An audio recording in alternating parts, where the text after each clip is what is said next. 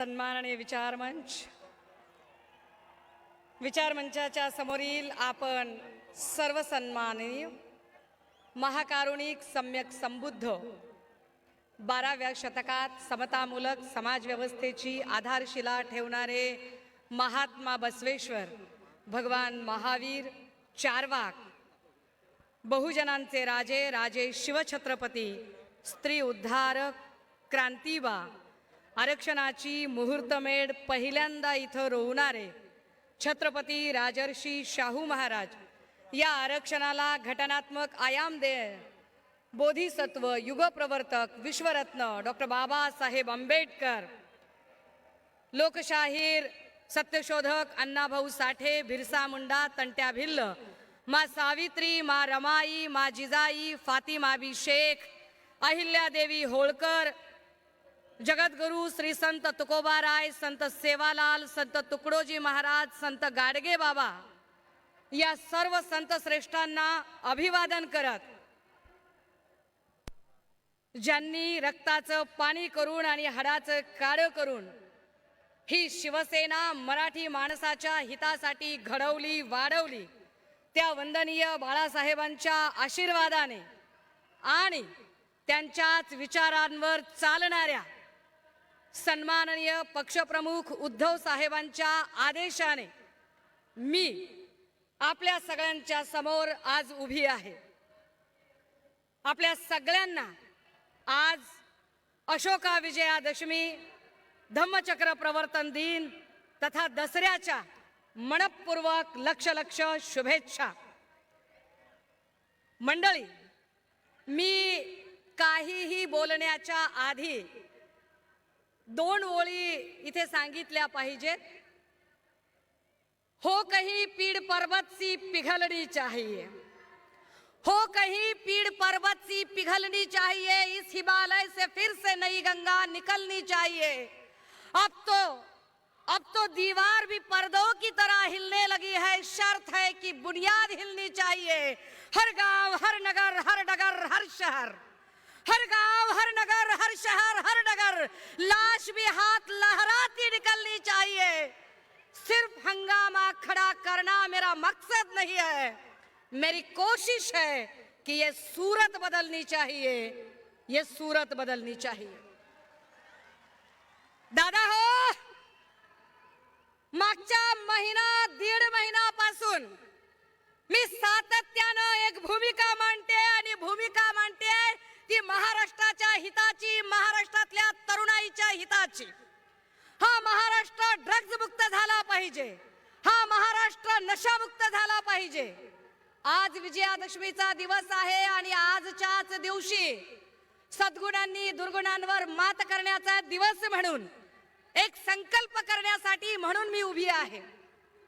महाराष्ट्राचा उडता पंजाब होऊ नये ही अपेक्षा घेऊन आम्ही सातत्यानं एक भूमिका मांडण्याचा प्रयत्न करत आहोत.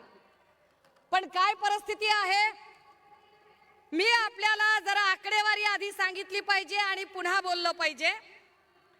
10 ऑक्टोबरला नाशिकमध्ये 300 कोटीचा एमडी ड्रगचा साठा सापडला. 16 ऑक्टोबरला सोलापूरमध्ये 16 कोटीचा एमडी ड्रगचा साठा सापडला. 19 ऑक्टोबरला मुंबईमध्ये 71 कोटीचं कोकेन जप्त केलं गेलं. 22 ऑक्टोबरला संभाजीनगरमध्ये 500 कोटीचं कोकेन जप्त केलं गेलं.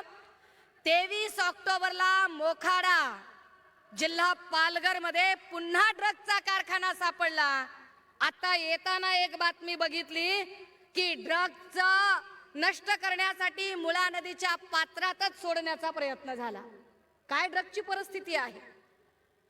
मी जेव्हा हे सगळं बोलते त्यावेळेला महाराष्ट्रातल्या कुठल्याही लेकीला, बहिणीला, आईला, पत्नीला, जिला वाटतं की आपल्या घरामध्ये व्यसन नसलं पाहिजे, आपला भाऊ, आपला नवरा, आपला बाप, आपला लेक कुठल्याही व्यसनाच्या अधीन नाही गेला पाहिजे, व्यसनामुळे कुठलाही कुटुंब उद्ध्वस्त नाही झालं पाहिजे, तो प्रत्येक जण माझ्या भूमिकेशी सहमत असेल, तो प्रत्येक जण ही भूमिका मान्य करेल. काय भूमिका मांडतोय आम्ही? आम्ही साधी भूमिका मांडली की अरे दादा,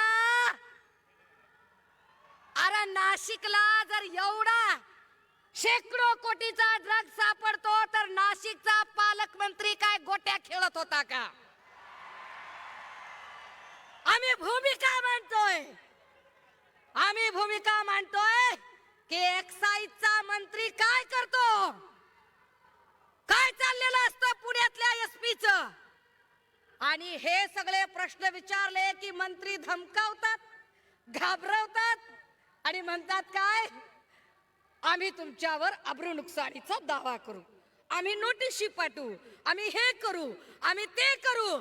मी माध्यमांच्या समोर सांगितलं पाहिजे, 10 दिवसापासून मला नोटीस पाठवली म्हणणारे लोक अंधारातून माझ्याशी मांडिवली करण्याची भाषा करतात.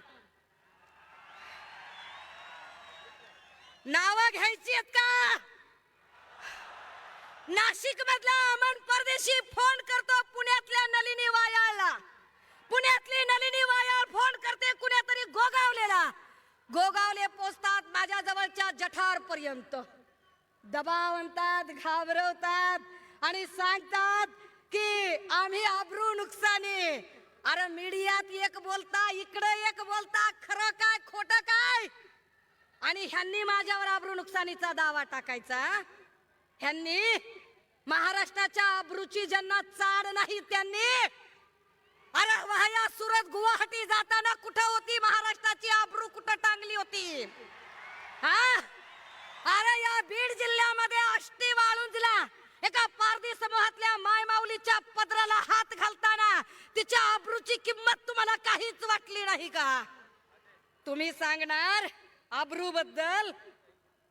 आमच्या गावाकडे एक म्हण आहे दादा हो, मला नाही आबरून मी कशाला घाबरू. अरे ह्यांना आबरू असेल तर हे बोलतील ना, आणि मग आबरू नुकसानीचे दावे टाकतील ना. बरं त्यातूनही पुढे मग हे धमकावत राहतात. मी प्रश्न विचारते गृहमंत्र्यांना, तर गृहमंत्री देवेंद्रजी पुन्हा दटावतात आणि ते असं सांगतात की आवाज बंद होतील, याव करेन त्याव करेन, मुखवटे बाहेर येतील, ललित पाटील कुणाचा होता? अरे वा, अहो गृहमंत्री साहेब तुम्हाला प्रश्न काय विचारलाय आम्ही? अहो आमच्या पक्षातल्या माणसांवर पण तुम्ही खोटे नाटे गुन्हे करून टाकलंच की त्यांना आत. मग ललित पाटील आमचा होता अशी मखलाशी करत लपवताय कुणाला? तो आमच्या संघटनेचा पदाधिकारी कधीच नव्हता, कुठल्याच वेळेला नव्हता. पण गृहमंत्री महोदय देवेंद्र फडणवीस साहेब कायद्याच्या चौकटीत राहून तुम्हाला प्रश्न विचारला आणि तुम्ही त्या प्रश्नाला सगळ्या पत्रकार परिषदेत बगल दिली. शिवतीर्थावरून पुन्हा तुम्हाला प्रश्न विचारते की गृहमंत्री म्हणून ललित पाटीलला गेली 9 महिने असा कोणता आजार होता म्हणून तुम्ही त्याला दवाखान्यात ठेवला? माझ्या माहितीप्रमाणे बाईचं गरोदरपण सोडलं, बाईचं गरोदरपण सोडलं तर 9 महिने कुठल्याच गोष्टीला लागत नाहीत. तुम्ही कशासाठी 9 महिने वेळ घेतला? कारागृह अधीक्षिका स्वाती साठे यांनी कुणाच्या सांगण्यावरून त्याला पाठवला होता? मेडिकल सुपरिटेंडेंट अजय टावरे त्यावेळेला काय करत होता? अजय टावरे मेडिकल सुपरिटेंडेंट हा किडनी रॅकेटचा प्रमुख आरोपी, हा तिथे काय करत होता? माझ्याकडे माहितीचा साठा आहे, बात निकलेगी तो दूर तलक जाएगी. मी पुन्हा सांगते, इथे पक्षाचा प्रश्नच नाहीये. पक्ष, संघटना, जात, धर्म हे सगळं बाजूला ठेवा, पण महाराष्ट्रातला तरुण व्यसनाधीन झाला नाही पाहिजे ही भूमिका आम्ही घेतोय. आणि ही भूमिका मी एक आई म्हणून, एक शिक्षिका म्हणून घेतेय. तर मला घाबरवायला पुन्हा देवेंद्रजी अजून काही लोकांना पुढे करतात. खरं तर देवेंद्रजींना लोक चाणक्य म्हणतात बरं का. मला काही ते चाणक्य अजिबात वाटत नाही. आईला अहो चाणक्य म्हणजे माणसं घडवणारा असतोय हो. चाणक्यानं माणसं घडवायची असतात. उदाहरणार्थ बघा तुम्ही, समजा पवार साहेब आहेत. पवार साहेबांनी कुणाला घडवलं? प्रफुल्ल पटेल असतील, हसन मुश्रीफ असतील, वळसे पाटील असतील, दस्तूर खुद्द अजितदादा असतील, त्यांना घडवलं. वंदनीय बाळासाहेबांनी कुणाला घडवलं? आढळराव पाटील असतील, चंद्रकांत खैरे साहेब असतील, अनिल देसाईजी असतील, भास्कर जाधव असतील, संजय राऊत साहेब असतील, अरविंद सावंतजी असतील, अगदी आमचे पक्ष प्रमुख सन्मान्य उद्धव साहेब असतील, या सगळ्यांना घडवलं. देवेंद्रजी तुम्ही कुणाला घडवलं? देवेंद्रजींनी कुणालाच घडवलं नाही, देवेंद्रजींनी फक्त जमवलं. देवेंद्रजी एका मोठ्या महाशक्तीचे महानेते आहात तुम्ही, पण तुम्ही माणसं संपवली. तुमच्याकडे बोलायला नेते नाहीत, कारण विनोद तावडे असतील, पंकजा मुंडे असतील, एकनाथ खडसे असतील, असे अनेक नेते तुम्ही संपवले. आता तुम्ही चंद्रकांत पाटलांच्या मागे लागलाय. संपवली तुम्ही माणसं. ते देवेंद्रजी, मला तुम्हाला अजून एक प्रश्न देवेंद्र साहेब विचारायचा आहे. अहो तुमची एवढी मोठी महाशक्ती आहे, तुमचं संघटन फार मोठं आहे, दिल्ली पासून गल्ली पर्यंत तुमचीच सत्ता आहे. तुमच्याकडे जिल्हा आघाडी, महिला आघाडी, युवा आघाडी, 12 भानगडी, बूथ प्रमुख, पन्ना प्रमुख, सगळं सगळं सगळं आहे. भाऊ, अहो देवा भाऊ, सगळं जर तुमच्याकडे एवढं आहे, तरी बी शिवसेनेतून, राष्ट्रवादीतून उचलेगिरी कशापायी करतायत ते सांगा. का करताय? जर तुमचा एवढा मोठा पक्ष आणि एवढी मोठी संघटना आहे, तर आमच्याकडचा रेडीमेड होलसेलचा माल तुम्ही उचलता. तुम्ही कसले चाणक्य. पण असो, मला घाबरवण्यासाठी मग देवेंद्र भाऊंनी, नेते तर बोलायला नाहीत त्यांच्याकडे, कारण त्यांनी ते संपवले, मग त्यांनी त्यांची बार्किंग ब्रिगेड काढली. ही बार्किंग ब्रिगेड फार भारी आहे. हे असे छो म्हणले की उभे राहतात. या बार्किंग ब्रिगेड मधला एक मराठी पुढे आला आणि म्हणाला, हम उसका महुआ मोइत्रा करेंगे. अरे मला सन्मान वाटला मला महुआ मोइत्रा म्हणल्यावर, परंतु बार्किंग ब्रिगेड मधला हा मराठी माणूस देवेंद्र फडणवीस साहेब, तुम्ही महाराष्ट्र नासवलाय. कारण महाराष्ट्रात राहून, महाराष्ट्राचं खाऊन, महाराष्ट्रातल्या लेकी बाळींना धमकावण्याची हिम्मत एका अमराठी माणसामध्ये तुमच्यामुळे येते. तुम्ही केलं ते पाप. परंतु देवेंद्र भाऊ, तुमच्या त्या सगळ्या बार्किंग ब्रिगेडला एकदा समजावून सांगा, सुषमा अंधारे म्हणजे शिस्तीत राहा बेट्या, उडू नको ज्यादा, मी अंगार भंगार नाही र. चळवळीतनं आलेली पोरगी आहे, बाबासाहेबांचं बाळकडू घेऊन आलेली आहे. कदाचित तुम्ही आणि तुमच्या बार्किंग ब्रिगेडने आतापर्यंत तुम्ही आमदाराला नडला असाल, खासदाराला नडला असाल, जहागीरदाराला नडला असाल, कोट्याधीशाला नडला असाल, अब्जाधीशाला नडला असाल, पण सर्वसामान्य घरातल्या मध्यमवर्गीय महिलेशी तुमची कधी गाठ पडली नसेल. मी सर्वसामान्य वर्गातली मध्यमवर्गीय महिला आहे आणि होय होय, मी महाराष्ट्रातल्या सगळ्या लेकी बाळींच्या कुटुंबांचा, त्यांचे संसार उद्ध्वस्त होणार नाहीत व्यसनामुळे, म्हणून सन्मान्य पक्षप्रमुखांच्या आदेशाने हा ड्रग्ज मुक्त महाराष्ट्राचा लढा लढेन. देवेंद्र भाऊ, एवढं बोलल्यावर तरी अपेक्षा आहे की गृहमंत्री म्हणून सगळ्या आघाड्यांवर तुम्ही सपशेल फेल ठरलेले आहात.